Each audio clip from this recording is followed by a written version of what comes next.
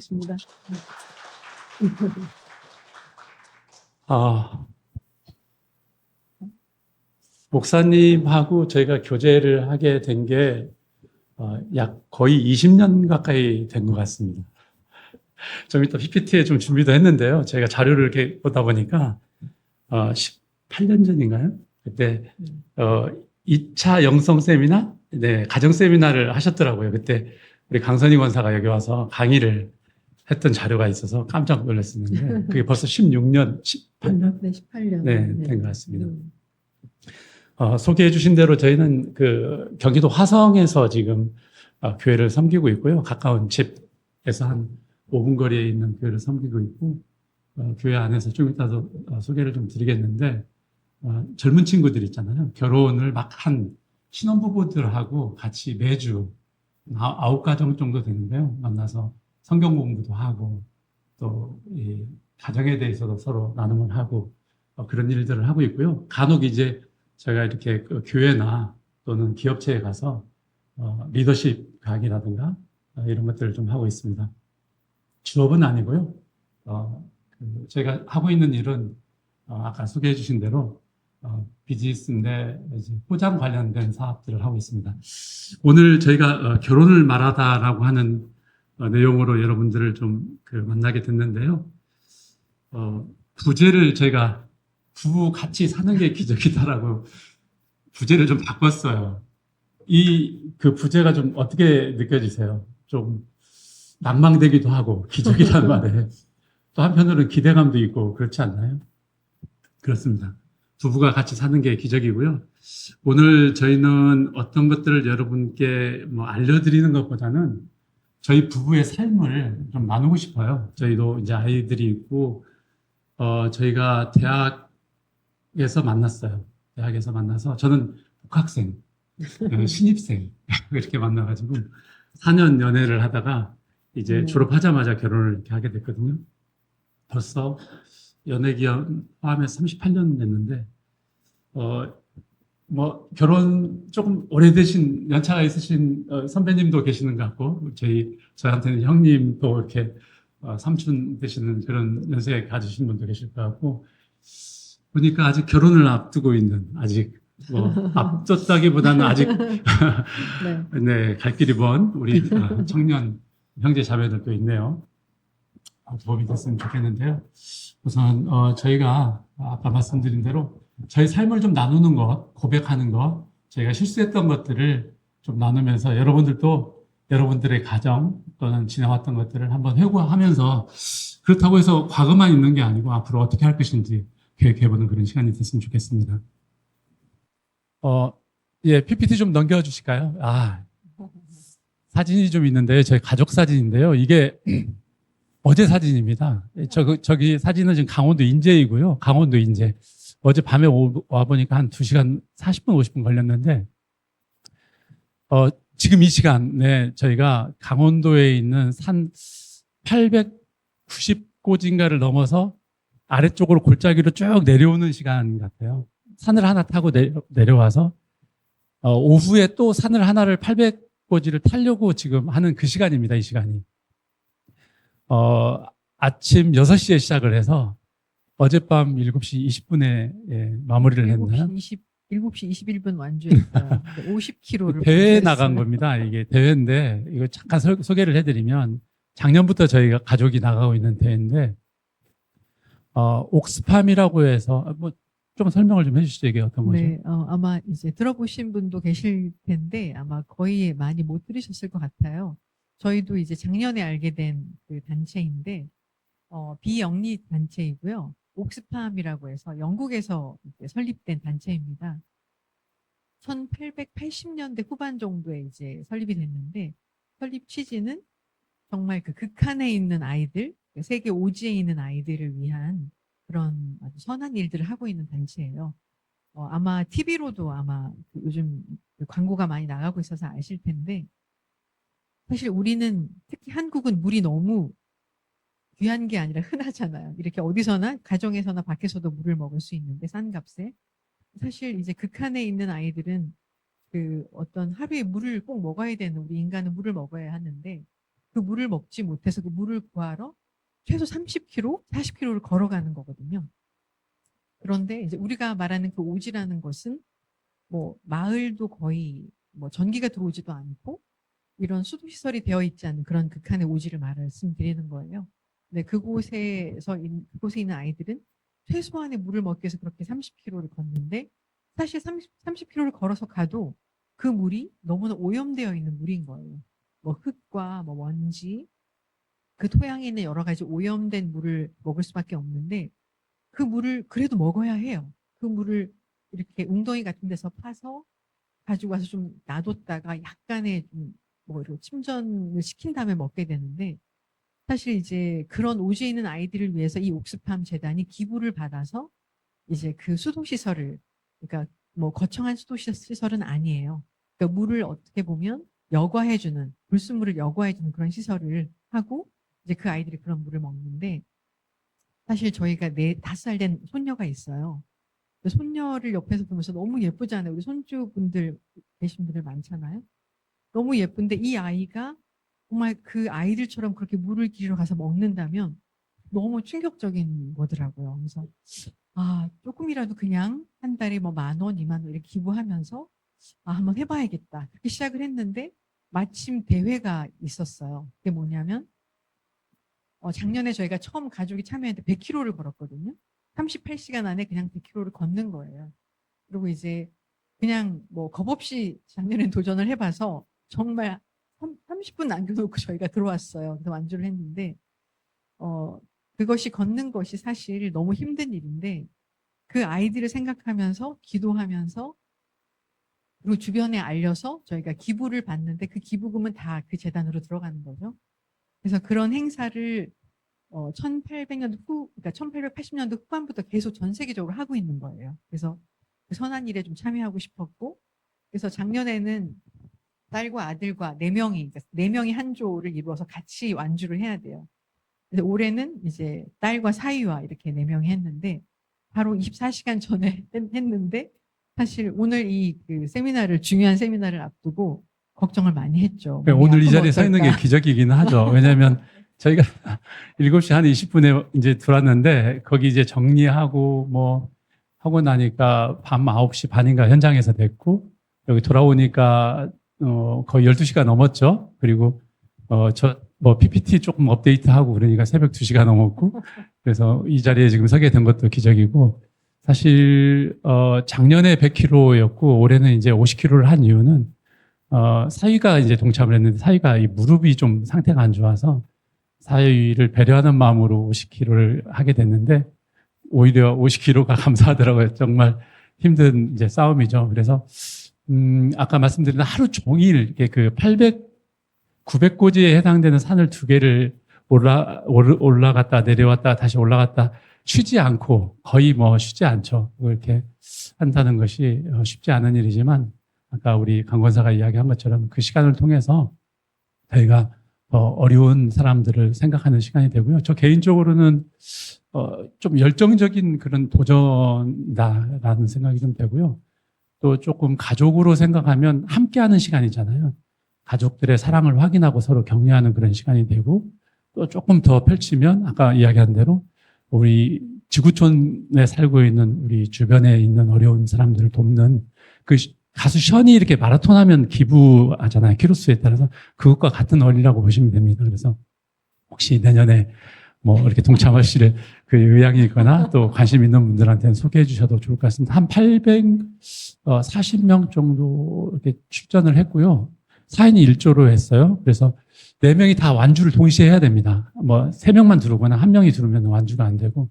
그래서 사실 오늘 좀 자랑 좀 삼아서 메달도 좀 완주 메달도 가져왔는데 그만큼 저희 나름대로는 좀 가치 있는 그런 도전이었다고 이렇게 생각이 듭니다.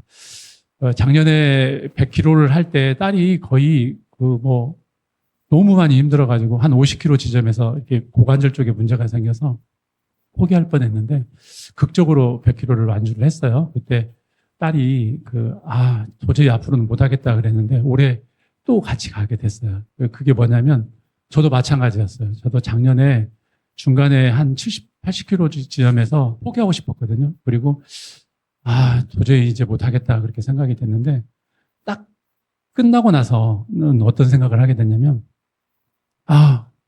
다시 제 도전, 이게 끝이 아니라 새로운 시작이다. 그런 마음이 좀 들더라고요. 그래서 올해 이제 그렇게 그 도전의 발걸음을 이어가게 됐는데 역시 좀 잘했다는 생각이 들고 어제 막 오면서 다시 해야 되나 그렇게 생각이 됐는데 아마 분명히 내년에 되면 또 다시 도전하지 않을까. 그래서 내년에는 가족들하고 이제 가는 것보다는 이제 가족들이 막 이렇게 분화가 돼서 아들이 이번에 한 팀을 짜갖고 또 나갔어요. 그리고 이제 저희 팀이고 내년에는 목사님, 사모님하고 한 팀으로 같이 나가면 어떨까 하는 그런 기대를 가지고 있습니다. 아무튼 제가 강의 오늘 좀 이렇게 오면서 생각해 보니까 뭐 어르신들도 잘 아시다시피 이 산이 높을수록 골짜기가 깊잖아요.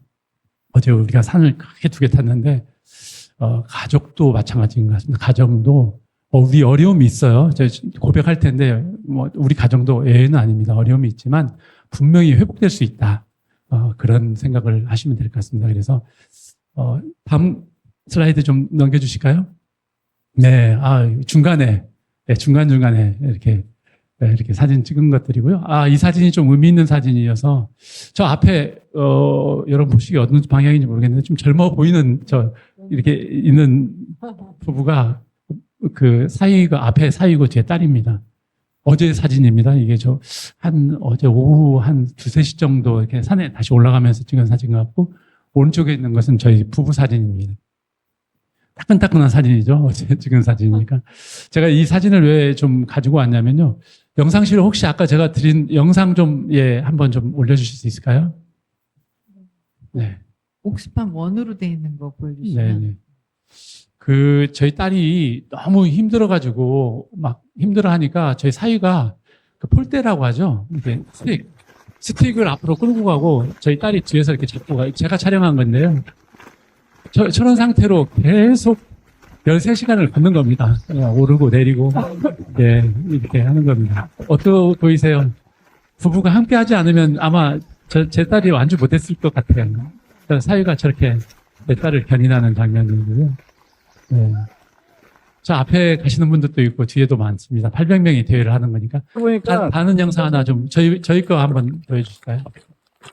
저희 부부 사진은 또 영상은 저희 딸이 또 촬영을 해서 보내주셨더라고요. 그래서 제 아내가 저희 회사 아까 하고 있다고 했는데 제 아내가 사실은 저희가 공동대표로 되어 있는데 대표고 저는 이제 제 아내를 돕는 역할을 좀 하고 있는데 제 아내가 요즘 너무 많이 바빴어요. 그래서 영상에 준비하는 시간이 없어서 되게 15km 지점 딱 가는 순간에 문제가 생겼어요. 그래서 더 이상 막 이렇게 허리, 엉덩이 쪽으로 해서 다리 안 움직여지더라고요. 그래서 2번째 영상이 혹시 될지 모르겠습니다. 그래서 저희 부부도 제가 앞에서 끌고 제 아내가 뒤쪽에서 제가 수건을 좀 이렇게 뒤로 내리고 수건을 잡고 끌고 가는 그런 영상이 있는데 그게 그냥 잠깐 그런 구간이 아니고 거의 풀 구간을 이렇게 가는 오르막일 거니까. 때마다 다 그렇게 저희가 해서 완주를 한 건데요. 그래서 영상 구현이 안 되면 괜찮을 것 같습니다. 제가 어제 이제 저 영상 첫 번째 영상만 보셨는데 슬라이드 올려주시면 좋겠습니다. 하나 느낀 게 있어요. 이제 이 부부 세미나를 저희가 준비하면서 기도하면서 에베소서 말씀을 굉장히 많이 읽었는데 에베소서 5장 말씀을 이제 결혼장이라고도 말씀을 하잖아요. 사도 바울이 결혼에 대해서 이렇게 쭉 이제 아내들아 남편들아 어떻게 하라고 말씀 주셨는데 이제 에베소서 5장이 처음부터 쭉 여러분 읽어보시면 이제 그리스도께서 자기를 버려 우리를 사랑하신 것처럼 너희도 사랑 안에 거하라 이렇게 말씀하시거든요. 그리고 사랑 안에 거하면서 우리가 해야 할 일을 쭉 말씀을 주세요. 세월을 아끼라 때가 악하니라 세월을 아끼라 그렇게 말씀하시고 또 방탕하지 말라 술 취하지 말라 그리고 성령 충만함을 받으라 그리고 빛의 자녀처럼 행하라 이렇게 쭉 말씀을 주시면서 그 다음에 바로 주시는 말씀이 21절에 그리스도를 경외함으로 피차 복종하라 이 말씀을 주시고 바로 그 다음 22절 주시는 말씀이 아내들아 너희 남편에게 복종하라 이렇게 말씀 주시거든요. 그리고 나서 그 다음에 이제 남편들아 너희가 아내 사랑하기를 자신과 같이 하고 그리스도께서 교회를 위하여 자기 자신을 주심같이 하라. 그렇게 말씀이 쭉 이어져요. 그래서 마지막에 31절, 32절에는 사람이 부모를 떠나서 그 아내와 연합하여 둘이 한 몸을 이룰지니라. 이것이 이 비밀이 크도다. 이렇게 말씀으로 마무리되는데 그 말씀이 계속 생각이 나는 거예요. 딸이 고관절이 아파서 걷는데 이제 우리 사위가 뿔대를 집어서 이제 딸이 거기 힘을 의지하고 끌려가고 저도 이제 오르막에선 도저히 못 올라갈 것 같은데 남편이 수건을 이렇게 잡으라고 해서 또 끌려 올라가는 걸 보면서 아, 이것이 사도 바울이 말씀한 그 이야기구나. 그 말씀이구나. 그러니까 남편의 머리됨은 예수 그리스도시잖아요. 그리고 그리스도는 또 교회의 몸이시고, 교회의 머리 되시고, 그래서 그러면 가정의 머리됨은 또 남편이잖아요. 그럼 이 남편이 머리됨으로써 이 아내를 끌고 가는 것이구나. 그래서 예수님이 사도 바울이 우리에게 남편에게 복종하라고 한 것이구나.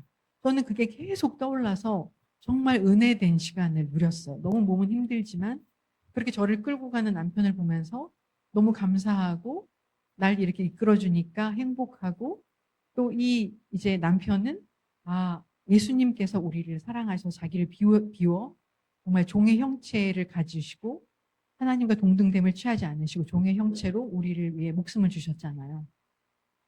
그것을 또 우리 남편은 그 가정의 머리 되는 예수 그리스도를 믿고 이렇게 사랑을 베푸는구나.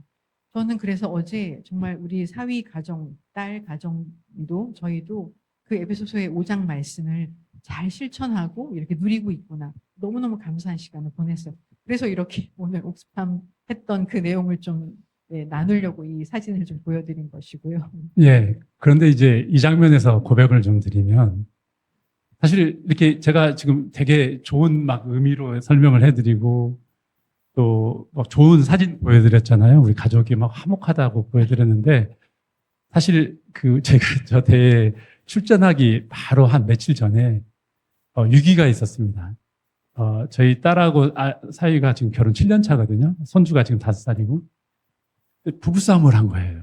본인들 우리한테 내색을 안 했는데 우리는 금방 알잖아요. 이 친구들이 이번 동행에 4인 1조인데 4명이 꼭 같이 해야 되거든요. 같이 갈 수 있을까? 쟤네들 같이 가지 못할 것 같은데 라는 그런 생각이 들었어요. 사실 그래도 교회에서 이런 그 가정에 대해서 관심을 가지고 강의도 하고 많은 가정들을 섬기고 있는데 사실 마음이 아플 때가 많아요. 저희 사위하고 딸이 되게 관계가 많이 어려울 때가 보이거든요. 그러면 저는 그렇게 생각을 해요. 그래도 명색이 아빠 엄마가 가정 전문가인데 어찌 돼서 저 아이들이 저렇게 갈등을 하나, 보고 배운 게 없나 그렇게 생각을 하는데 사실 저희도 되돌아보면은요, 저희 어머니하고 저희가 한 8년 같이 살았고 저희 장인 장모님하고 8년 공교롭게 그렇게 됐네요. 우리 아이들이 이제 성장하는 과정에서 그렇게 같이 살게 됐는데 어떠세요? 우리 예쁜 자매님, 우리 부부 싸움 많이 안 할 것 같아요? 할 것 같아요? 보기에. 그냥 웃죠. 알았습니다. 예, 우리 많이 싸우죠. 부부가 싸우는 것은 그게 정상적이고 당연한 거거든요. 저희 부부도 많이 싸웠는데 저희 어머니가 8년 저희 살고 나서 하신 말씀이 야, 너희는 어떻게 이렇게 싸우는 걸 내가 못 봤다. 8년을 같은 지붕 안에서 살고 있는데 그러는데 거기에 대한 비밀이 있죠. 저희 치열하게 싸웠는데 싸움의 기술이 있었던 거죠. 들키지 않은 거죠. 오늘 사실은 그런 현명한 지혜로운 싸움의 기술을 오늘 좀 저희가 알려드리려고 좀 준비는 좀 했거든요. 기대하셔도 좋을 것 같고요. 그래서 우리 아이들이 이해가 됩니다. 우리 아이들이 우리는 이렇게 그 가정을 세우는 일에 앞장서고 있는데 우리 아이들이 이렇게 갈등하고 서로 평화롭지 못한 모습이 극히 당연할 수 있다라고 이렇게 위로가 되거든요. 그래서 여러분들도 혹시 여러분 가정 또는 여러분의 자녀 가정 이런 가정 가운데 어떤 어려움이 있을 수 있어요. 그건 극히 정상적이고 당연한 것이기 때문에 그것을 이해하시면 될 것 같고, 그러면 어떻게 이제 더 하나님이 기뻐하시는 가정이 될 것인가 하는 것은 노력해야 돼요. 그러니까 가정이 나빠지고 부부가 나빠지는 것은 노력하지 않으면 막 저절로 나빠지게 돼 있어요. 근데 좋아지려면 무지하게 노력해야 돼요. 연습해야 돼요. 그래서 이런 세미나에도 자주 나오고 책도 읽어보고 뭐 이 영상도 찾아보고 해서 노력해야 그 대가가 주어지거든요. 그래서 오늘 혹시라도 오늘 이 자리에서 저희 강연이라기보다는 제 고백을 통해서 여러분들이 그런 느낌이 있다면 그런 노력들을 같이 해보시고 또 주변에 그렇게 해보자 하고 이렇게 전파하셨으면 좋겠습니다. 시간이 좀 많이 흘러갔는데요. 다음 슬라이드 좀 보겠습니다. 아까 하는 일을 좀 소개했고요. 같이 일을 하고 있어요. 거의 24시간 같이 있습니다. 되게 네, 24시간 같이 있으니까 싸울 일이 너무 많죠. 예, 네. 위기로 보이죠. 네. 네. 같이 사는 게 아까 기적이라고 했는데 기적을 지금 이루면서 살고 네. 있고요. 아까 말씀하신 대로 저희가 이런 가정에 관심을 갖게 된 이유는 제가 아들 사형제 가정에 제가 둘째 아들이고요. 제 밑으로 동생 둘이 있는데요. 좀 아픈 이야기이긴 하지만 뭐 목사님도 알고 계시지만 제 밑에 동생 두 가정이 깨졌어요.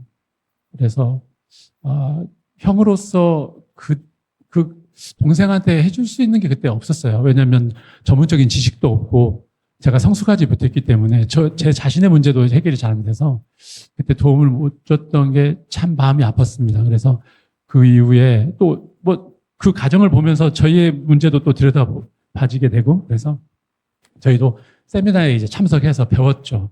공부하고 아까 말씀드린 대로 저희도 노력을 했죠.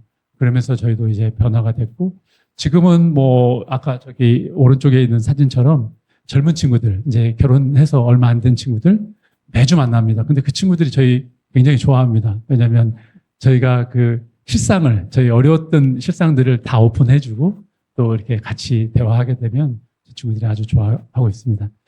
다음 슬라이드 한번 좀 보겠습니다. 이게 아까 그 말씀드린 2006년도네요. 예, 예. 목사님 깜짝 놀라셨죠? 저도 이게 나와서 깜짝 놀랐는데 이쪽 화면상으로 왼쪽인가요? 거기에 이 강선희 권사. 많이 이게. 변했죠? 예, 예. 나와있죠. 그래도 여전히 이쁜데요. 감사합니다. 네. 그 다음, 네. 그리고 목사님하고 제가 20년 정도 교제를 했다고 그랬는데 제가 그냥, 다 놓고 말씀드리는데, 목사님이 만약에 목회를 영혼을 섬기는 일을 하지 않으셨다면 아마 비즈니스를 하셨다면 엄청난 성공을 거두실 수 있는 그런 그 탁월한 비즈니스의 그 영감을 가지고 계신 분이세요. 제가 지금도 이제 사업을 하면서도 목사님하고 한 달에 한 번씩은 이렇게 교제하려고 노력을 하는데 그 이유가 목사님이 비즈니스 안 하시잖아요. 근데 한 번씩 이렇게 던져주시는 이야기가 임팩트가 대단하세요. 그래서 거기서 제가 받은 영감으로 비즈니스에 적용해서 꽤 많은 성공도 했고 그리고 도움을 많이 받고 있습니다. 그래서 참 아쉽게도 예, 대한민국의 아주 비즈니스 천재 한 분이 여기서 비즈니스 쪽으로 봤을 때는 예, 그러나 여러분에게는 정말 유익하죠. 귀한 영혼들을 이렇게 섬기고 계신다는 거 이 자리를 위해서 좀 말씀드리고요. 자, 뭐 시간을 이제 빨리 써야 되겠습니다. 원래 저희 강의가 한 5강 정도로 해서 한 5주 정도 이렇게 시간을 가면 좀 좋은데 네, 조금 오늘은 그냥 이렇게 짧은 시간에 좀 해야 돼서 그냥 빨리빨리 좀 진행하도록 하겠습니다. 그 결혼은 참 어때요? 그 결혼하신 분들 아시겠지만 서로 사랑하고 좋아서 결혼을 하는데 결혼하고 나서 속았다는 느낌도 들 때도 있고 야 이거 아닌데라고 할 때가 많죠. 그래서 싸움을 하게 되는데 목사님도 아까 그런 이야기를 좀 하셨는데 아까 목사님 말씀에 제가 은혜 같은 이야기가 하나 있어가지고요. 제가 이게 강의 중간에 잊어버릴까봐 말씀드리는데 되게 싸우는 이유 중에 하나가요. 아내는 그 남편이 아들같이 사랑스럽고 막 말도 좀 잘 듣고 그런 남편을 원해요. 그리고 아빠 하면 아빠가 되게 포근하잖아요. 자기를 잘 이해해주고 용납하고 그런 남편을 원하는데 아내들은 되게 그렇잖아요. 근데 그렇지 않죠, 현실은. 반대로 남편들은 또 어떻게 원해요? 딸처럼 막 이쁘고 막 안 그러실지 모르겠는데 이쁘고 막 귀엽고 사랑스럽고 그런 딸이기를 아내한테 원하는 거예요. 그리고 힘들고 막 할 때 자기를 이렇게 포용해주고 감싸주고 용납해주는 엄마 같은 그런 아내를 원하는 거예요. 완전히 동상이몽인 거죠. 그러니까 이제 결혼해서 두 사람이 사는 게 아니라 막 여러 사람이 같이 사는 거예요. 그래서 갈등할 수밖에 없는데 그래서 맨날 싸울 수밖에 없는 그런 거다. 근데 좀 더 구체적으로 알아보면 여러분들 잘 아시는 이야기 하나만 제가 그냥 좀 해드리겠습니다. 푸른 초장에 소하고 사자가 만났어요.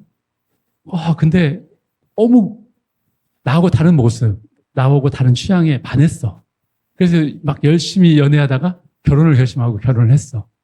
어떻게 해요? 사랑하니까 막 이제 소는 열심히 풀을 뜯어다가 막 그 사자한테 막 먹이려고 막 열심히 갖다 줘.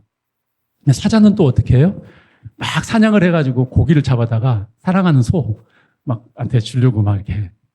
근데 이거 뭐야? 이 맨날 굶는 일이 생기는 거잖아요. 그래서 이제 다툼이 생기는 거예요. 그래서 너는 왜 맨날 나를 이해를 못해? 너는 왜 이런 식이야? 해서 갈등해서 결국은 헤어졌다는 이야기. 이 웃지 못할 이야기가 우리 결혼 생활에 있는 겁니다. 서로 몰라서 그런 거죠. 잘 아시다시피 화성에서 온 남자, 금성에서 온 여자는 어때요? 다른 별에서 왔대요. 얼마나 다르겠습니까? 남자, 여자 완전히 다르죠. 남자는 되게 파워, 그리고 어떤 문제에 대한 해결, 이런 것들에 집중하는 반면에 아내들은 어때요? 관계 중심적이잖아요. 남녀가 극히 다른데 이것을 잘 이해를 못해요. 그래서 대화하는 방식도 또는 사랑의 표현을 하는 것도 이런 것들도 다 갈등의 요인이 되고요. 성격 유형이라고 해서 요즘 MBTI라고 많이 이렇게 하고 있는데요. 사실은 저희가 그거 전문가입니다. 그 자격을 가지고 이제 저희가 성격 유형 검사를 하고 해설을 해주고 거기 성격에 맞게끔 제가 이제 가이드를 해주는 그런 전문가인데 저희가 이 검사를 하다 보면 깜짝 놀라는 일들이 뭐냐면 되게 남편이나 아내들이 자기 배우자를 보고 이 검사를 딱 하고 난 다음에 깜짝 놀라가지고 나는 나하고 같았는 줄 알았는데 당신 이런 거였어? 그러면서 깜짝 놀라는 거예요. 근데 실제로 너무 다르거든요. 저희 부부만 해도 저는 외향형입니다. 그 MBTI에서 E라고 표현하는 그 외향형이고 제 아내는 I, 그러니까 내향형이에요. 에너지 방향이 완전히 다른 거죠. 그리고 그것만 다를까요? 다른 게 너무 많은 거죠. 좋아하는 음식도 다르고요. 지금도 달라요.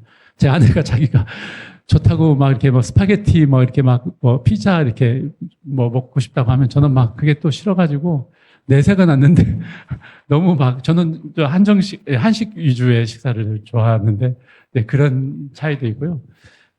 주일날 교회 갈 때 저는 안에서 은혜를 받아야 되는데 출발 직전에 열불이 납니다. 저는 이미 다 준비하고 옷 딱 입고 가방 들고 이렇게 문 앞에 서 있는데 제 아내는 이제 그때부터 뭔가 이제 준비가 시작되는 거예요. 그래서 이런 일들이 각 가정에도 많이 있죠. 네, 갈등이 있을 수밖에 없는데 아까 기질 차이 설명을 좀 했는데 그 기질에 의한 차이도 아주 큽니다. 자라온 가정 환경 어떠세요? 아까 제가 소하고 사자 이야기를 했지만 우리는 나와 다른 것에 관심을 갖게 되고 매력을 느끼고 그래서 파트너를, 배우자를 선택하게 되죠. 근데 그 다른 것 때문에 결국은 결혼해서 사단이 나고 정말 힘든 일들이 벌어지게 되는 거죠. 자, 그러면 이렇게 차이가 큰데 이 차이에 대해서 아침에 눈 뜨자마자부터 저녁 때 잠들 순간까지 이 차이는 계속 연속돼요. 그러면 이것을 어떻게 이해하면 될까요? 이 차이를 이해하지 못하고 수용할 마음이 없으면 가정은 계속 나빠지게 돼 있어요. 한없이 나락으로 떨어집니다.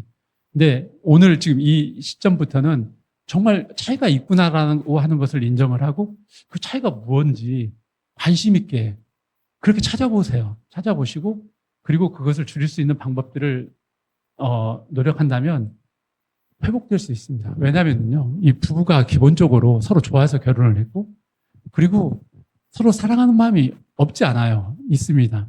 있는데 그것들을 이제 내려놓기 때문에 문제가 생기는 겁니다. 그리고 제가 이제 조금 더 오늘은 우리가 제 몸된 교회에서 말씀을 드리는 거기 때문에 하나님이 기뻐하시는 것이 무엇일지를 한번 생각하면서 보면 우리한테 주어진 게 있죠. 우리 지금 연세가 높으신 분들 뭐 자녀들이 다 성장하기도 했고 또 이제 아직 결혼 안 한 형제 자매들도 있지만 기본적으로 우리에게 주신 자녀는 하나님의 선물입니다. 네, 하나님의 선물인데 우리는 그 위대하고 귀한 선물을 잘 알아보지를 못해요. 그래서 마음대로 다루고 또 그 자식 앞에서 정말 부부가 화목하지 못하고 서로 사랑하지 못해서 엄청난 상처들을 주는 건데 이건 하나님이 정말 기뻐하지 않는 그런 거거든요. 그래서 적어도 우리에게 자녀가 주어졌을 때는 이 부부는 정말 서로 부부가 사랑하는 모습을 아까 저희처럼 정이 안 되면 들키지 않게 뭐 들킬 수도 있지만 또 들켰을 때에는 또 자식들한테 솔직히 시인하고 이런 차이 때문에 우리가 이런 갈등이 좀 있었던 거야 하고 고백하고 이렇게 하는 모습들이 정말 필요하거든요.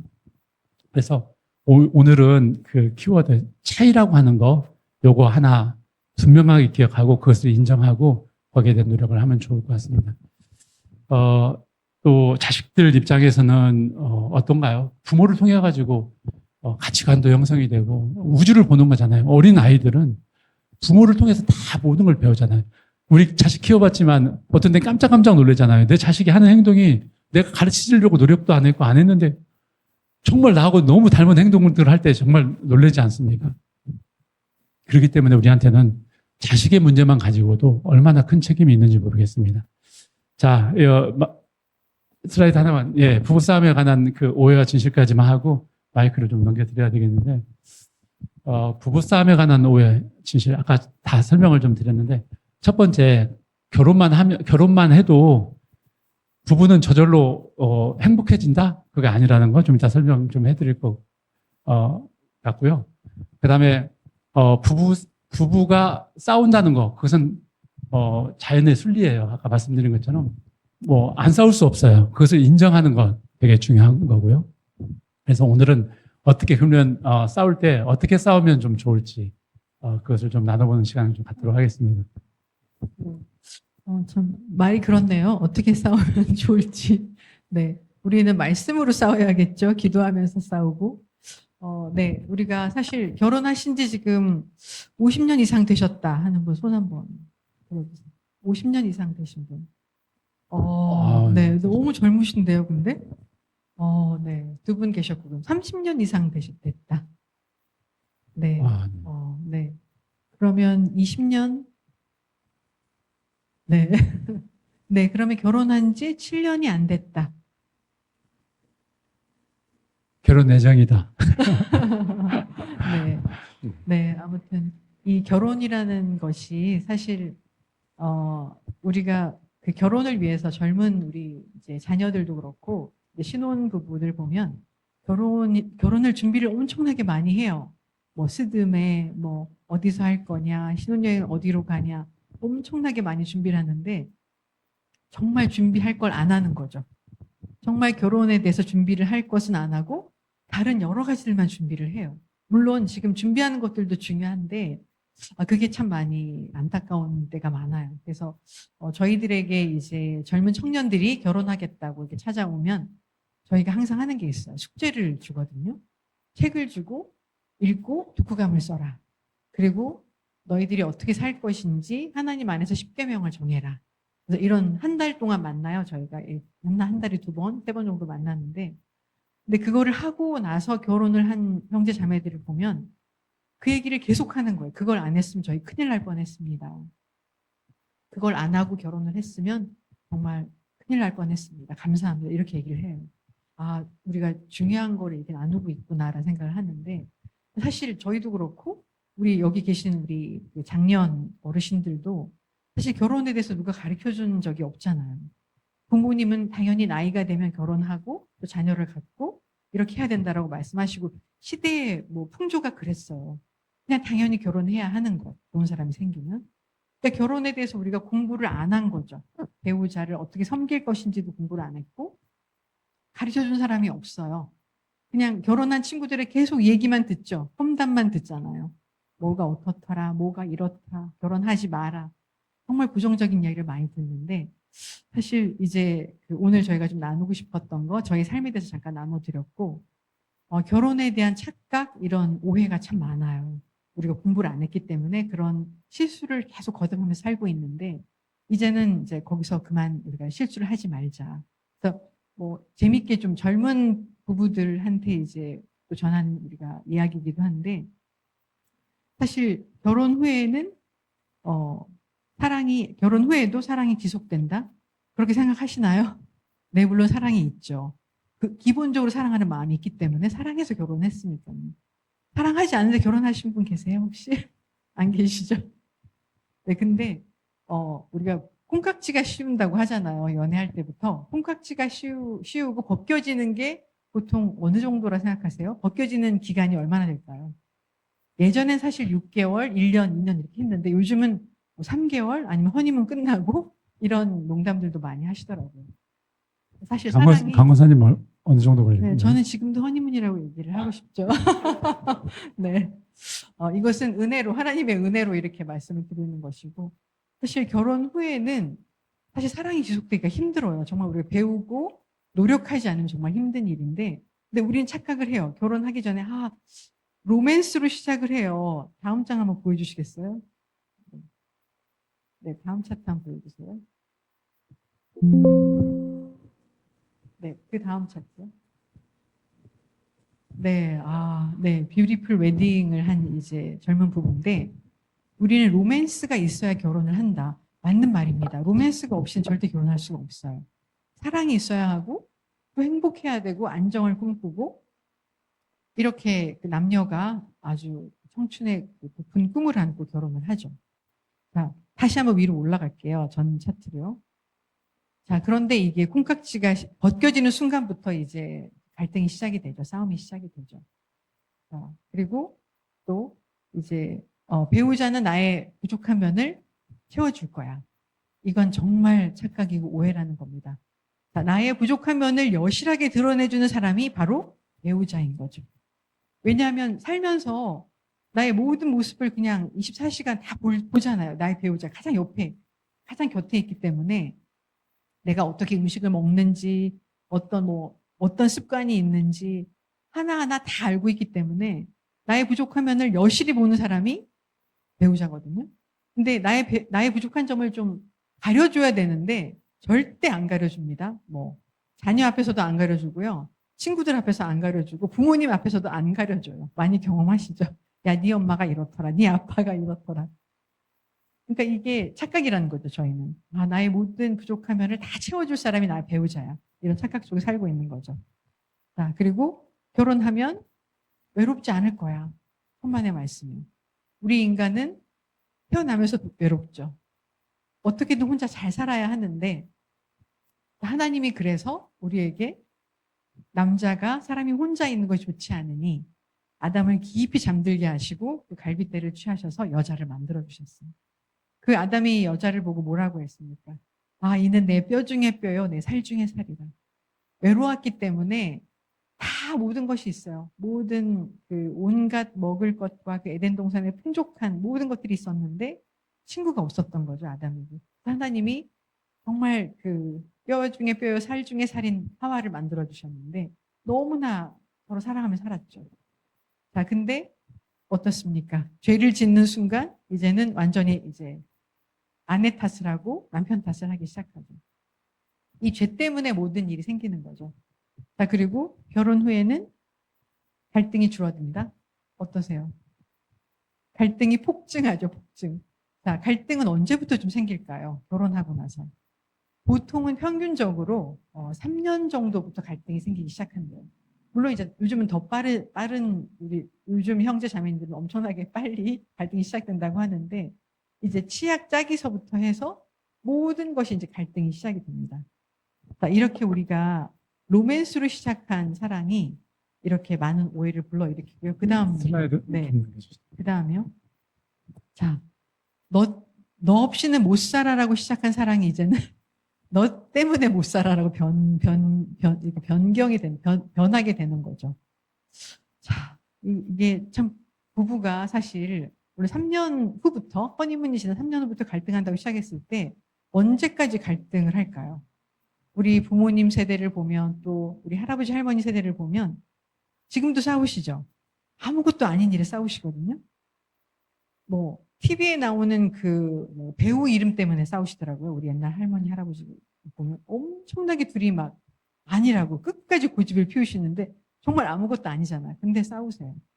이 갈등은 정말 불행하다면 한 사람이 천국에 갈 때까지 갈등이 없어지지 않는 거예요.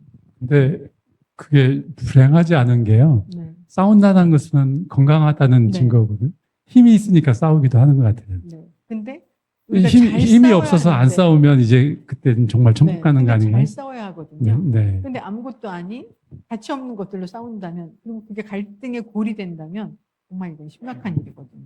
네. 네, 공감하시는 분들이 많은데 자, 이 부부 갈등은 사실 나중에도 우리가 좀 이제 말씀을 나누겠지만 아까 죄라고 했잖아요. 우리 안에 있는 죄. 사실 우리는 신이 아니고 하나님이 아니기 때문에 죄를 갖고 있는 우리 본성에 따라서 우리가 살고 있는 사람이잖아요. 근데 죄 때문에 사실 갈등이 있는데 이 갈등이 끊이지 않잖아요. 근데 이 갈등 자체가 보면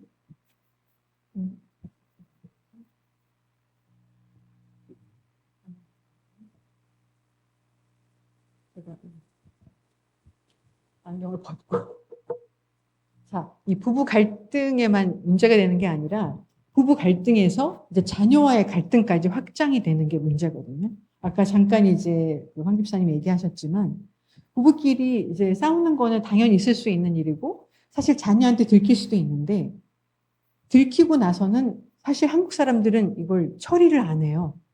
자녀에게 들켰으면 분명히 불러다가 아빠 엄마가 이런 일 때문에 싸웠고 너한테 미안하다. 네가 많이 힘들고 상처를 받았을 텐데 이렇게 싸울 수도 있는 거야 부부는 라고 설명을 해주고 또 그 앞에서 사과하는 모습을 보여줘야 되는데 그냥 막 싸워요. 아이들 앞에 싸우다가 그건 아이들이 되게 불안해요. 저도 어릴 때 그런 경험이 있었거든요. 엄마 아빠가 엄청 싸우시면은 저는 막내딸이라 엄마가 항상 얘기가 내가 도망가야지. 이렇게는 못 살겠어. 맨날 하신 얘기 그 얘기여서 너무 그때 힘들었던 것 같아요. 힘들어서 이제 잘 때 엄마 팔을 잡고 내 발을 엄마 발에 걸고 이렇게 잤어요. 근데 지금도 제가 버리신 남편은 이렇게 발을 걸고 자거든요. 그게 너무 상처가 되어서. 그런데도 그 다음날 보면 그거 아무렇지도 않는 거예요. 아버지 어머니가. 그냥 막 웃으시면서 국이 참 시원하네. 네, 그리고 잘 다녀오세요. 막 이러면서 아무렇지도 않으신 거예요. 그래서 너무 이상했어요. 아니 어젯밤에 분명히 엄청 싸우셨는데 왜 그러시지? 근데 그런 모습이 계속 반복이 되니까 아이들은 어떻게 생각하냐면 세상에 믿을 사람이 없구나. 내가 누구를 믿어야 하지? 이렇게 대인관계에서 굉장히 어려움을 겪는 그런 상황까지 가게 되거든요. 그래서 부부 갈등의 시작이 작게 시작되더라도 이것이 자녀와의 갈등이 되고 이게 부부와 자녀, 이 가족뿐만 아니라 내가 사회에 나가서 직장생활 공동체에서도 이 대인관계 갈등이 확장되는 이런 불행한 사태가 벌어지거든요. 근데 이런 부분 때문에 참 이 부부 갈등이 끝없이 악순환이 반복되는 그런 상황인 것 같아요. 자, 갈등의 원인이 뭐냐면 두 가지. 아까 말씀드린 정말 나의 배우자 나의 모든 그 부족한 부분을 채워줄 거고 나의 모든 필요를 채워줄 거야. 이렇게 오해하는 거 하나. 그 다음은 자기 중심성. 자기 중심성은 죄라고 제가 말씀드리고 싶어요. 내 안에 죄가 있고 나는 나의 것을 내어주지 않고 나의 배우자에게 바라는 것만 받으려고 하거든요. 그게 자기 중심성이거든요. 나의 이기심, 어떤 나의 감정, 나의 환경에 따라서 배우자를 탓하거나 가족을 탓하는 이것 때문에 이제 부부간의 갈등이 계속 진행이 되는 것 같아요. 네, 그 다음 차트 보여주세요. 자, 그럼 갈등의 해결에 어떤 걸 우리 해결할 수 있을까? 어떤 부분을 해결할 수 있을까? 자, 이 부분은 사실 우리나라 사람에게 특별하게 좀 갖고 있는 정서적인 좀 뭐라고 할까요? 결함일까요? 이런 부분이 있는 것 같아요. 자, 우리나라 사람은 서구 사회의 사람들하고 달리 이런 부분이 있어요. 뭔가 굉장히 내가 불편해요. 남편으로부터, 아내로부터 또는 자녀로부터 되게 좀 서운하고 불편하고 화가 나는 이 부분이 있는데 그 부분을 쉽게 표현을 못 해요. 그러니까 내가 만약 화가 났고 어떤 남편의 부분에서 화가 나면 한번 남편하고 이야기를 좀 할 수 있잖아요. 단도직입적으로 얘기를 하면 좋을 것 같아요. 아, 내가 사실 당신의 이런 행동 때문에, 이런 말 때문에 상처를 받았다. 그것이 나에게 너무나 큰 상처가 되고 아픔이 된다. 이런 부분은 당신이 조심해줬으면 좋겠다. 이렇게 표현하시는 분 계세요? 부부싸움 하실 때? 한 분도 안 계세요? 네, 사실 우리나라 사람들이 이런 거를 어릴 때부터 훈련을 못 받았던 거예요. 그러니까 부모님으로부터도 이런 부분에서 교육을 못 받아. 학교에서도 사실 우리는 모든 걸 참는 것이 미덕이다. 그러니까 조선시대부터 유교 사상에 의해서 모든 걸 참자. 그냥 말하지 말자. 또 여자들은 울면 안 된다. 남자들은 3번만 울 수 있다. 이런 그 조선시대부터 유교 사상에 기독교가 들어오기 전에 그런 것들로 우리는 유전적으로 그것을 받아들인 것 같아요. 그래서 이런 부정적인 감정 표현을 잘 해야 하는데 이런 표현을 못 하는 거예요. 자녀에게도 그냥 소리만 지르잖아요. 저희가 화가 나면. 참지 못하고 감정 조절 못하고 소리만 지르지. 자녀를 앞에 두고 너의 이런 부분 때문에 엄마가 많이 힘들어. 너가 이런 부분은 안 해줬으면 좋겠고 이 부분이 너에게도 좋지 않고 이런 설명들을 하지 않는, 나의 감정을 표현하지 않는 거예요. 그리고 이제 어떻게 할까요? 특히 이제 이런 부정적인 감정 표현을 안 하고 대신 대체 언어를 쓰거든요. 그 대체 언어가 뭐냐면 침묵이에요. 부부싸움 할 때 한 분은 정말 말 안 하는 분이 있거든요. 다른 그 상대방은 엄청 힘들잖아요. 미치겠는 거죠. 말을 안 하니까. 주로 남성들이 그렇게 말을 안 하시는 분이 많고, 특히 아버지들이 말씀을 안 하세요. 분명히 혼내야 되고, 이렇게 서로 막 그 감정 표현을 좀, 불편한 감정 표현을 하면서 말을 하셔야 되는데, 말을 안 하시고 침묵을 하시거든요. 그것은 할 말이 없어서가 아니라, 할 말이 너무 많은데, 어떻게 말해야 될지 모르시는 거예요. 그래서 그냥 침묵하시고 그냥 나가버리시고. 그 할머니, 할아버지들 싸우시는 거 보면 할머니가 계속 얘기하시고 할아버지는 듣다 그냥 나가시잖아요. 이게 이렇게 되면 할머니는 계속 답답하고 할아버지도 계속 답답하고 부부가 마찬가지인 것 같아요. 그러니까 서로 감정 표현을, 부정적인 감정 표현도 해야 하고 난 이런 것이 싫다. 그래서 내가 아프다. 이렇게 안 해줬으면 좋겠다. 이런 표현을 우리가 해야 되는데 그러니까 우리나라 사람에게 화병이 있잖아요. 화병. 특히 우리 어머니들에게. 그것이 한국 사람한테만 있대요. 외국에 가면 없대요. 그게 이제 그 감정에 대한 어떤 그 연구를 한 미국 어떤 그 미국 저술지에 나와 있대요. 한국의 화병이라고. 외국인이 한국에 들어와서 살면 그 외국인의 화병이 생긴다는 이야기도 있습니다. 네, 그래서 이게 한을 품고 사는 거예요. 한국인들은. 요즘은 좀 많이 좋아졌어요. 요즘 젊은 세대, MZ세대는 전혀 그렇지 않고 저희 아들 보면은 그냥 바로 직설적으로 얘기해요. 이건 기분 나쁘다고. 아빠, 엄마 기분 나빠요. 이렇게 말씀 안 하시면 좋겠어요. 우리 형제자매들 그렇죠. 네, 이건 말해야 돼요. MZ세대들. 저는 그게 나쁘진 않다고 생각해요. 근데 예의를 갖춰서 얘기하는 것이 중요하다. 자기의 감정 표현을 서슴없이 얘기하지만 특히 어른에게는 예의를 갖춰서 얘기하는 것이 되게 중요한 것 같아요. 왜냐하면 그것이 본인의 인격이기 때문에. 그래서 우리가 표현을 하자. 그래서 또 하나 이게 침묵의 언어를 사용하면 안 되고요. 또 하나는 이제 이중 메시지. 특히 엄마들이 아이들에게 되게 많이 해요. 이중 메시지. 분명히 이거는 옳고 아니라고 얘기를 해야 되는데 이런 상황에서는 괜찮아.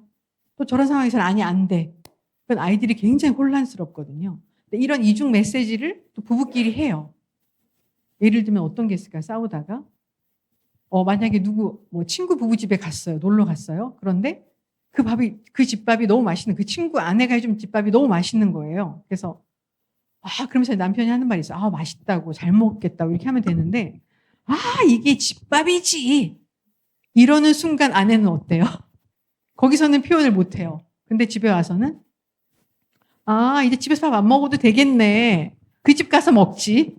이런 이중 언어를 많이 해요. 제가 한 건 아닙니다. 네, 이런 이중 언어를 메시지를 많이 주거든요. 이러면 남편들은 도대체 이게 무슨 말이지? 왜 이런 말이 나왔지? 막 그걸 생각하느라고 남편들은 정신이 없는 거예요. 그러니까 이런 이중 언어를 특히 여성들이 많이 씁니다. 왜냐하면은 감정 표현을 바로 해야 되는데 여자들은 좀 참아야 된다. 이런 걸 또 엄마들한테 듣다 보니까 사실 이중 메시지가 굉장히 서로를 혼란스럽게 만들거든요. 이런 부분이 있고 또 회피가 되게 좋지 않은 것 같아요. 회피는 주로 또 이것도 남성분들이 많이 하시죠. 남편들이 많이 하는데 그 할아버지들이 그랬던 것처럼 그대로 보고 배우셔가지고 싸우다가 그냥 나가버리거나 그냥 말을 안 하거나 그래 에이 말을 말자 이렇게 하고 이제 싸움을 그냥 종료해버리려고 하는데 아내들은 너무 답답한 거예요. 사실 이거는 그 갈등을 더 조장하는 그런 세 가지 방법이거든요. 그래서 이런 부분이 되게 우리가 지양해야 될 부분이고요. 네, 그 다음 차트요. 자, 그러면 부부 싸움의 기술이 있어요. 사실 우리 크리스찬은 이제 정말 사랑으로 하나님이 우리를 위해서 예수 그리스도를 내어주신 사랑으로 그 사랑으로 또 우리 스스로 부부를 서로 사랑해야 하는데 사실 부부 싸움의 기술이라고 제가 말씀을 드리면서도 참 그렇습니다. 하지만 현실이잖아요. 결혼은 현실이다. 현실이기 때문에 싸우지 않을 수 없고 갈등이 없을 수 없으나 그 갈등을 우리가 잘 슬기롭게 넘기려면 또 이제 싸움을 저희도 이제 그런 기술을 시간이 갈수록 잘 이제 터득하고 이제 실용하고 이제 실현을 하려고 하고 있는데 그래도 기술은 있어야 될 것 같아요. 자, 먹고 싸운다는 어떤 의미일까요? 먹고 싸운다. 자, 시장을 보러 간다. 그러면 식사를 하시고 시장을 갈 때와 식사를 안 하고 갈 때랑 어떻습니까? 우리 아내분들. 더 많이 사게 되거든요. 시장할 때. 이거는 이제 어떤 이 여러 가지 조사한 결과도 나와 있어요. 식사를 안 하시고 이렇게 굉장히 배고픈 상태의 시장을 보시잖아요. 마트에 가시잖아요. 그러면 엄청 내가 사지 않아야 될 것도 많이 사는 경우가 많아요.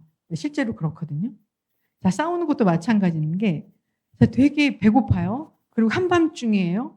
그래서 우리 그 전두엽이 싸울 때 전두엽으로 우리가 싸워요. 이 앞머리에 있는 이 뇌가 전두엽인데 이 전두엽은 이성적인 걸 되게 판단을 잘해요. 그러니까 내가 할 말, 하지 말아야 할 말을 잘 구분하도록 이 전두엽이 활성화되거든요. 부부싸움 할 때도 야, 내가 이 말은 하지 말아야지. 이건 저 사람한테 하면 절대 안 돼.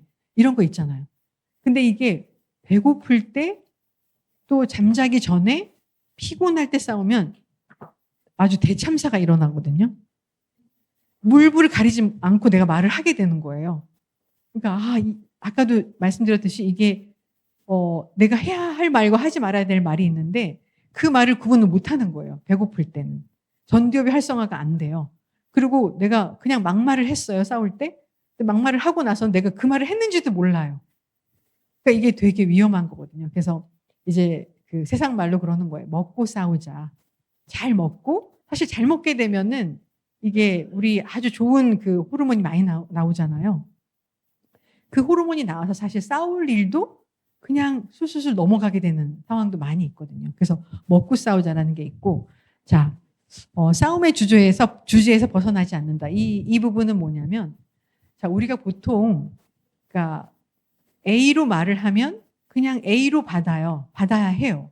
예를 들면 그거예요. 이제 아내가 보통 많이들 하는 말이죠, 남편에게. 당신은 회사에서 회식을 가면은 왜 전화를 안 받아? 많이 하시죠. 그리고 전화를 잘 안 받아요. 제 경험도, 젊을 때 경험도.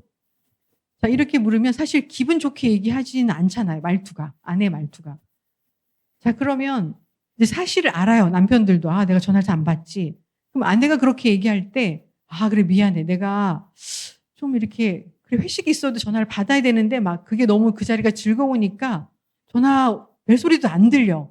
미안해. 이렇게 하면 돼요. 그럼 A에서 A를 받는 건데 보통 이렇게 되거든요. 아니, 당신은 왜 회사 회식 자리에 가면 왜 전화를 안 받아? 그러면 남편이 뭐라고 할까요? 그런데 너 말투가 이상하다. 이렇게 받거든요. 그럼 A에서 A로 받는 게 아니라 A에서 B로 받아요. 자, 그럼 아내는 또 어떻게 해요? B로 받아서 그럼 다시 A로 갖고 와야 되는데 주제를 그걸 못해요. 우리가 이성을 잃어버리면 그럼 그러죠. 당신 말투도 만만치 않아. 이렇게 나가버리거든요. 그러면 A에서 A로 가는 게 A에서 B로 갔다가 Z로 가는 상황이 되는 거예요.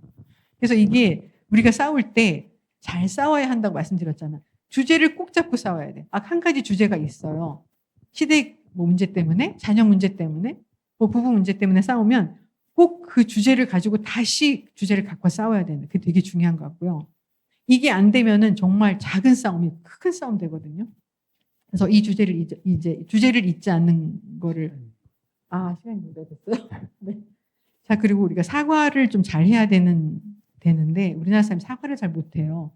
그냥 미안해, 미안합니다라만 한마디만 하면 되는데 그 말이 사실 너무 듣기 좋거든요. 상대방은 그 말을 바라고 있는데 그 말을 못해요. 우리는 용기가 없는 거예요. 한국 사람들이 보면 그냥 그리고 습관이 안 된 거예요. 어릴 때부터 그런 말을 듣지도 못했고 부모님으로부터 못 들었어요. 야 미안하다. 자녀한테 말하기 되게 힘들잖아요. 미안해라는 말 하기가 정말 힘들어요. 부부는 할 수 있겠죠. 근데 자녀한테 말하기가 너무 힘든데 그거를 자녀한테 자꾸 해주셔야 그 자녀가 그걸 배우고 듣고 이제 커서도 그걸 잘 사용할 수 있거든요. 자, 좀 넘어갈게요. 솔직하게 아까 제가 속 얘기하라는 거 말씀을 드렸고 서로의 다름 얘기했고요. 자, 넘겨주세요. 슬라이드 좀 넘겨주시겠어요? 네, 빨리빨리 해야 될 것 같아요. 자, 그래서 결혼에 대한 잘못된 시각을 우리가 바로 잡을 필요가 있을 것 같아요. 사실 지금 결혼하지 않은 우리 형제 자매들이 있어서 되게 저는 좀 안심이 되고 이 강의가 조금이라도 앞으로 결혼관에 대해서 그 영향을 끼쳤으면 좋겠어요. 결혼에 대한 잘못된 시각을 바로 잡아야 되는데 쭉 설명하려면 너무 길어져서 그러니까 딱 한 가지만 말씀드릴게요. 우리가 예전에는 사실 다 모르고 이렇게 결혼했고요. 지금 결혼을 앞둔 그 청년 형제 자매들한테 꼭 해주고 싶은 말씀은 자기 실현을 위한 윤리를 가지고 결혼을 하면 안 됩니다. 이건 정말 큰일 나거든요. 왜냐하면 내가 가정을 꾸려서 나를 잘 이렇게 도와주고 나의 성공을 위해서 희생해주고 이런 가정의 안정을 위해서 헌신해주고 물론 다 맞는 말이긴 한데요. 이거는 성경이 말하는 결혼하고는 완전 반대되는 말이거든요. 그러니까 자기의 성장을 도모하기 위해서 예전에는 그런 경우가 많았어요. 그러니까 아내는 남편을 잘 보살펴야 되니까 남편은 무조건 밖에 나가서 일하고 아내는 안에서 아무 얘기하지 않고 살림 잘하고 자녀 잘 키우고 그래서 이 가정이 아주 가화만사성. 사실 이거는 예전에 유교사상에서 나온 말이고 자기 실현을 위한 윤리적인 부분을 가지고 결혼이 그 제도이다라고 생각하면 정말 안 된다는 말씀을 드리고 싶고요. 그리고 우리가 죄성이 있기 때문에 자기 중심적으로 생각할 수밖에 없는 죄인이거든요. 그러니까 그 자기 중심성을 내려놓고 결혼 생활을 해야 된다는 거.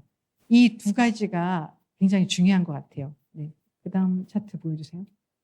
네, 이 부분도 되게 저는 성경적으로 중요한 부분이라서 자, 결혼의 커다란 비밀.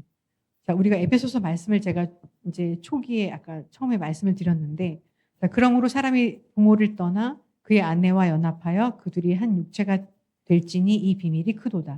사도 바울은 에베소서 5장에서 이제 처음 부분에서 성령 충만하라 그리고 하나님의 사랑으로 사랑하라 이렇게 쭉 말씀을 하셨고 바로 우리가 그리스도인으로서 신앙생활을 해야 하는 그 신앙생활의 그 근본적인 문제들을 쭉 말씀하시고 이렇게 신앙생활을 하라고 말씀하시면서 바로 결혼생활로 들어가거든요. 에베소서 5장을 한번 읽어보시면 그것이 결혼생활과 성령을 좇아 사는 삶과 무관하지 않다는 말씀이에요. 그러니까 결혼생활은 성령의 그 은혜를 받고 성령의 인도하심을 따라 결혼생활도 해야 된다는 거거든요. 우리가 예수를 믿는 것은 나를 위하여 하나님이 예수 그리스도를 보내주시고 예수님이 하나님과 동등되시지만 동등되심을 부인하시고 자기를 종이라 생각하시고 자기의 형체를 종으로 삼아 죽기까지 우리를 사랑하셨는데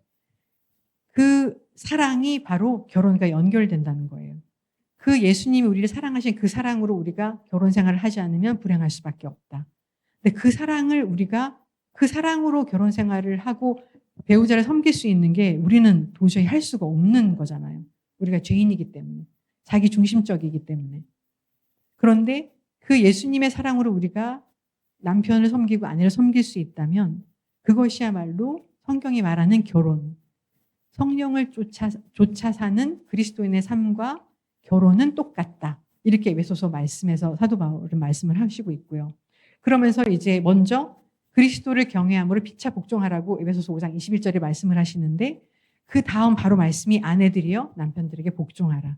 이 복종은 종처럼 남편을 섬기라는 뜻이 아닙니다. 그 바로 위에 말씀이 그리스도를 경외함으로 피차 복종하라고 말씀하셨잖아요. 그리고 나서 아내들아 남편에게 복종하라. 그러니까 이것은 서로 똑같이 복종해야 된다는 뜻이거든요. 그러니까 예수님이 교회 머리 되심 같이 남편의 머리는 예수 그리스도이고 아내의 머리됨은 남편이고 이것이 쭉 하나님으로부터 연결되고 있거든요. 저는 이게 너무 큰 비밀인 거예요. 커다란 비밀, 결혼의 커다란 비밀. 이 커다란 비밀을 알지 못하면 싸울 수밖에 없고 평생 불행한 결혼 생활을 할 수밖에 없거든요. 그런데 이 비밀을 아는 순간 아, 이거구나. 예수 그리스도가 나를 먼저 사랑하셨고 그 사랑이 내 안에 있구나. 그 사랑을 알게 하시는 분은 성령님이시잖아요. 그 보혜사 성령님이 그 사랑을 나를 알게 하시고 우리 마음에 새겨주시고 우리 생각에 넣어주셨기 때문에 그 사랑으로 남편을 바라보고 자녀를 바라볼 때 아까 목사님 말씀처럼 그냥 너그럽게 아내가 아니라 내 딸같이 생각해보자. 또 남편이 내 아들처럼 생각해보자. 그러니까 이런 부분은 내가 할 수 있는 것이 아니라 그 하나님으로부터 내려오는 그 사랑, 예수님이 나에게 주신 그 사랑으로부터 시작되어야 된다는 거죠. 그 결혼이라는 것이. 그래서 이 사도 바울은 성령으로 사는 삶, 성령을 좇아 사는 삶과 결혼 생활은 똑같다라고 이렇게 말씀하고 계셔서 사실 이 부분을 저희가 깨달은 것도 얼마 되지 않았어요. 그동안은 참고 인내하면서 한 게 많았고 어른들과 같이 살면서 참을 수밖에 없었거든요. 저희는 나가서 싸웠어요. 엄청 나가서 많이 싸웠거든요. 근데 그렇게 나가서 싸우고 빨리 들어서 또 얼굴을 붉힐 수 없으니까 그냥 싸우면서 다 해결하고 들어와야 되는 거예요. 그게 저희는 되게 복이었던 것 같아요. 지금 생각해 보니까. 부모님하고 같이 사는 게 저희한테는 복이었던 거예요. 왜냐하면 부모님하고 싸울 수가 없고 나가서 싸우고 허해라고 기쁜 얼굴로 들어와야 부모님 속을 안 상하게 하는 거기 때문에 그게 저희한테는 복이었던 것 같아서 지금 너무 감사하게 생각을 하고 있어요. 물론 힘든 것도 많았어요. 8년 동안 처가에 살면 얼마나 힘들었겠어요. 오빠가 저 넷이거든요. 주말마다 오세요. 되게 힘들었을 거예요. 저도 9년 동안 시어머니 모셨는데 사실 이제 시어머님을 잘 모실 수 있죠. 근데 이게 친정 어머니와 시어머니하고는 틀리잖아요. 그렇죠? 틀릴 수밖에 없잖아요. 그렇죠? 인간의 사랑이라는 것이. 근데도 참으면서 살았던 것이 참 저희에게는 복이었다는 생각이 들고요. 그래서 이제 마지막 차트까지 다 보셨고요. 자, 그래서 이제 아까 이제 예배 시작할 때 사모님이 말씀을 쭉 읽어주셨는데 그 말씀이 저희가 오늘 준비한 말씀이라 깜짝 놀랐어요. 성령께서 이렇게 동일하게 주시는구나. 자, 빨리빨리 끝낼게요. 나태주 시인의 풀꽃 많이 아실 거예요. 자, 자기 아내를, 자기 배우자를 자세히 보아야 예쁘고 오래 보아야 사랑스럽다. 네, 그렇죠. 네, 너도 그렇다. 네, 이 고백이 우리 안에 계속 있으면 좋을 것 같아요. 자, 라인홀드 리버라는 목사님께서 이제 독일계 미국 목사님이신데 이 기도문이시거든요. 목사님 기도문인데 너무 저는 이 은혜를 받아서 이 기도문을 우리 한번 다 같이 읽어봤으면 좋겠어요. 시작. 하나님, 바꿀 수 없는 것은 받아들이는 평온함을, 바꿀 수 있는 것은 바꾸는 용기를, 또한 그 차이를 구별하는 지혜를 주옵소서. 네, 오늘 우리가 함께 나눈 그 말씀을 기도문으로 축약해 주신 것 같고요. 네, 그 다음 마지막 넘겨주세요. 자, 지난주에 국민일보에 실린 이제 기사거든요. 이분 읽어보신 분들도 계실 텐데, 김희원 자매, 그 다음 정명수 형제님 이야기예요. 네, 이걸 이제 마지막으로 이제 말씀을 하고 이제 끝낼까 합니다. 자, 이 두 분은 8년 연애 끝에 결혼을 했어요. 22년에. 그리고 이제 예쁜 딸아이가 있고요. 자, 이 김희원 자매가 저는 너무나 존경스러워요. 저보다 훨씬 나이도 어리지만 굉장히 존경스러운데, 왜냐하면 결혼을 무지 반대했어요. 부모님이, 김희원 자매 부모님이. 왜냐하면 정명수 형제님이 전맹 시각 장애인이에요. 전맹 시각 장애인이 뭐냐면 이제 어릴 때 인큐베이터에 좀 어떤 아픔이 있으셨는지 인큐베이터에 들어가서 그 인큐베이터 안이 되게 이렇게 밝거든요. 그 불이, 그 조명이 되게 밝아요. 그것 때문에 이제 시력을 잃은 거예요. 그래서 후천적인 어떤 그 시각장애인이신데 약간의 빛은 보이는데 이게 형체가 안 보이는 거예요. 전맹 시각장애인은. 부모가 어느 부모가 사실 허락하겠어요. 그렇잖아요. 내 정말 귀한 딸이 평생 고생해야 하는데 앞이 보이지 않는 남편을 평생 섬겨야 하는 거예요. 자녀들은 또 혼자 양육해야 하고 어느 부모가 저 같아도 자신 없어요. 저희 딸이 그렇게 이게 시각장애인인 남편과 결혼을 한다고 하면은. 근데 이 진심을 하나님을 사랑하는 이 김희원 자매가 그 남편을 사랑하는 그 진심을 알고 이제 결혼 승낙을 해줬고 결혼을 했는데 이 자매가 한 말이에요. 결혼은 하나님이 기뻐하시는 가장 큰 일이다. 자, 기쁜 일을 하나님이 허락하시지 않는 사람과 하고 싶지 않아서 매일 기도로 물으면서 울었대요. 자, 그리고 교회와 가정은 하나님께서 직접 세우신 공동체이다. 자, 결혼은 큰 희생과 포기가 뒤따르지만 충분한 가치가 있는 선택이라고 생각한다. 너무 귀하죠, 우리 김희원 자매님. 이렇게 나이가 어린데도 이런 성숙한 정말 에베소서에서 바울 사도가 말한 그 사랑을 실천하고 있는 거거든요. 너무 귀한 분 같아요. 그래서 지금 실제 이 젊은 청년 그 형제참 신혼부부가 이런 사랑을 하고 있는 이 시대 이 사람들이 있다는 게 저는 너무 감사하고 이것이 많이 알려져서 정말 어떤 나에게 꼭 맞는 배우자, 내가 원하는 이상형 이런 사람을 선택할 것이 아니라 내가 평생 섬길 사람, 내가 평생 헌신할 사람. 왜냐하면 나는 이미 그리스도의 사랑을 받은 자이기 때문에 나는 그냥 받은 대로 주는 것밖에 없고 그게 바로 행복인 것 같아요. 네, 그래서 오늘 이 말씀이요. 네, 마지막 장 넘겨주세요. 사모님이 오늘 같이 우리가 이제 말씀을 읽어주신 건데 이 말씀을 저희도 항상 너무 좋아서 이렇게 읽고 있고 또 많은 분들에게 같이 이렇게 공유하고 나누고 있는데 오늘 예배 시간 이 말씀을 주셔서도 깜짝 놀랐습니다. 네. 이 말씀도 같이 한번 읽어볼까요? 네, 시작. 그러므로 너희는 하나님이 택하사 거룩하고 사랑받는 자처럼 긍휼과 자비와 겸손과 오래 참음을 옷 입고 누가 누구에게 불만이 있거든 서로 용납하여 피차 용서하되 주께서 너희를 용서하신 것 같이 너희도 그리하고 이 모든 것 위에 사랑을 더하라. 이는 온전하게 매는 띠니라. 아멘. 네. 네. 아유, 감사합니다. 이렇게 시간이 좀 길어졌네요. 네. 식사를 하셔야죠. 오늘 짧은 시간이지만 저희가 여러 가지 좀 말씀을 좀 드리긴 했는데 저희 가정이 좀 뭔가 완벽하고 또 이렇게 여러분 앞에 또 본이 되는 그런 가정이어서 오늘 이런저런 말씀을 드린 건 아니고요. 저희도 참 어려운 그 과정들이 있었고, 아까 제가 처가에도 있었고, 시댁에도 시어머니하고 이렇게 또 8년을 같이 사는 그 시간 동안에 많은 어려움이 있었습니다. 그리고 지금 현재에도 우리 자녀들도 그런 갈등들을 우리가 보고 있고 한데요. 싸운다는 거 이것은 정서적으로 가깝다는 뜻이고, 상존하는 겁니다. 그리고 갈등도 당연히 있는 것이요.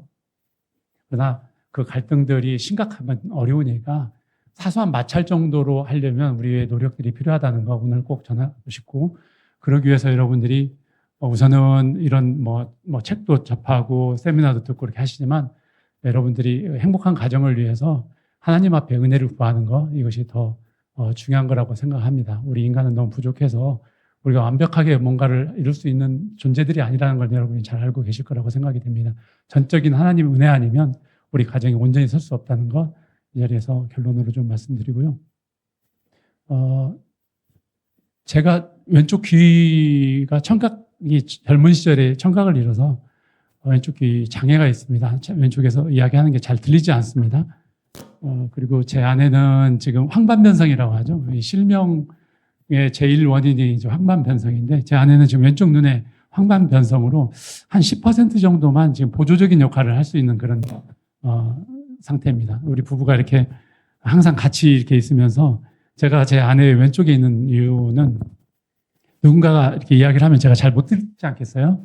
그럼 제 아내가 또 저한테 누가 어떤 이야기를 해줬는지를 저 오른쪽 귀에 설명을 해주고요. 제 아내는 혼자 이렇게 밤길이나 이런 턱 이런 데가 안 보이기 때문에 걷다 보면 넘어지거든요. 그래서 제가 왼쪽에서 이렇게 손을 잡고 이렇게 같이 다니거든요. 다른 분들이 보면 좀 가끔 왜 저래 그렇게 할 수 있는데 저희 부부한테는 그런 핸디캡이 있는데 이 핸디캡이 저희한테는 축복이라고 생각을 합니다. 부부가 서로 의지가 되고 서로 뭔가를 부족한 부분을 채워줄 수 있다는 거 이것은 하나님의 선물이고 축복이라고 생각하거든요.